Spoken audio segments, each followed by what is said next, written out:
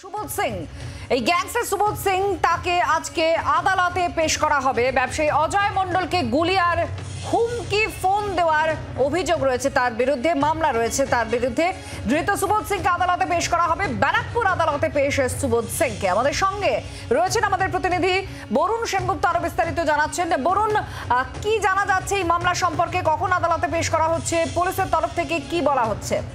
দেখো, আসানসোল দুর্গাপুর যে কমিশনারেট তাদের থেকে কিন্তু ব্যারাকপুর কমিশনারেট তাদেরকে সুবোধ সিংকে কিন্তু তাদের নিজেদের হেফাজতে নেওয়ার জন্য তাকে কিন্তু আজকে আদালতে তুলেছে। এবং এই মুহূর্তে যেহেতু এখনো পর্যন্ত সুবোধ সিং এর 10 দিনের পিসি চেয়ে, অর্থাৎ 10 দিনের পুলিশি কাস্টডি চেয়ে তারা কিন্তু আবেদন করেছিল আদালতের কাছে। সেইখানে কিন্তু 7 দিনের পুলিশি হেফাজত সেটা কিন্তু মঞ্জুর করেছে কোর্ট। এবং এই 7 দিনের মধ্যেই তারা তাকে জিজ্ঞাসাবাদ করে তার যে অজয় মণ্ডল অর্থাৎ ব্যবসায়ীকে গুলির ঘটনা এবং পাশাপাশি তার থেকে তোলাবাজি এবং তাকে ফোনে হুমকি দেওয়া, এই সমস্তটাই তদন্ত করে দেখবেন। এছাড়াও এই সুবোধ সিং এর নামে আরো একাধিক মামলা কিন্তু ব্যারাকপুর আদালতে রয়েছে। সেইগুলো কতটা সত্যতা এবং তারপরে সেই ঘটনার সঙ্গে মনীষ শুক্লার যে গুণের ঘটনার সঙ্গে এবং পাশাপাশি আরো একটি ডাকাতিক মামলাও তার বিরুদ্ধে রয়েছে। এই সমস্ত ঘটনায় কিন্তু তদন্ত করে দেখার চেষ্টা করবেন তদন্তকারী আধিকারিকেরা। এই মুহূর্তে সুবোধ সিং এর কিন্তু 7 দিনের পুলিশি কাস্টডি, 7 দিনের পুলিশি হেফাজত হয়েছে। 10 দিনের কিন্তু পুলিশি হেফাজত চেয়েছিল, সেখানে 7 দিনের পুলিশি হেফাজত মঞ্জুর করেছে ব্যারাকপুর আদালত। একেবারে বরুণ সঙ্গে থাকো। 7 দিনের পুলিশ হেফাজতে নির্দেশ দেওয়া হয়েছে সুবোধ সিংকে। গ্যাংস্টার সুবোধ সিং, তাকে বিহার থেকে নিয়ে আসে আসানসোল পুলিশ। 2022 সালের একটি ডাকাতির ঘটনায় তাকে নিয়ে আসা হয় বিহারের জেল থেকে। আর তারপর ব্যারাকপুরেও তার বিরুদ্ধে যে একাধিক মামলা আর অভিযোগ রয়েছে, তারপরে ব্যারাকপুরেও নিয়ে আসা হয়েছে, আদালতে পেশ করা হয়েছে এবং 7 দিনের পুলিশ হেফাজতের নির্দেশ দেওয়া হয়েছে। আমাদের সঙ্গে বরুণ রয়েছেন। বরুণ, আরো একটু জানতে চাইবো ঠিক কোন কোন মামলা রয়েছে যার ভিত্তিতে পুলিশ তাকে নিজেদের কাস্টাডিতে চায়?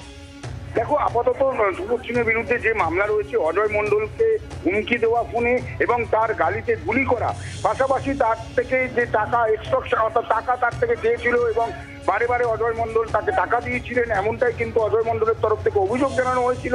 সেই মামলাতেই কিন্তু তাকে আজকে ব্যারাকপুর আদালতে তোলা হলো। বেলঘরিয়া থানার পুলিশ তাকে 10 দিনের হেফাজতে তারা কিন্তু জানিয়েছিল আদালতের কাছে 7 দিনের হেফাজতে যে মামলা, 7 দিনে তাকে পুলিশি হেফাজত দেওয়া হয়, এমনটা আদালতের তরফ থেকে জানানো হয়েছে যে 7 দিন হেফাজত থাকবে। এটা দেখা যাচ্ছে এই সুবোধ সিং 7 দিনের কি পুলিশ হেফাজত হয়েছে বরুণ?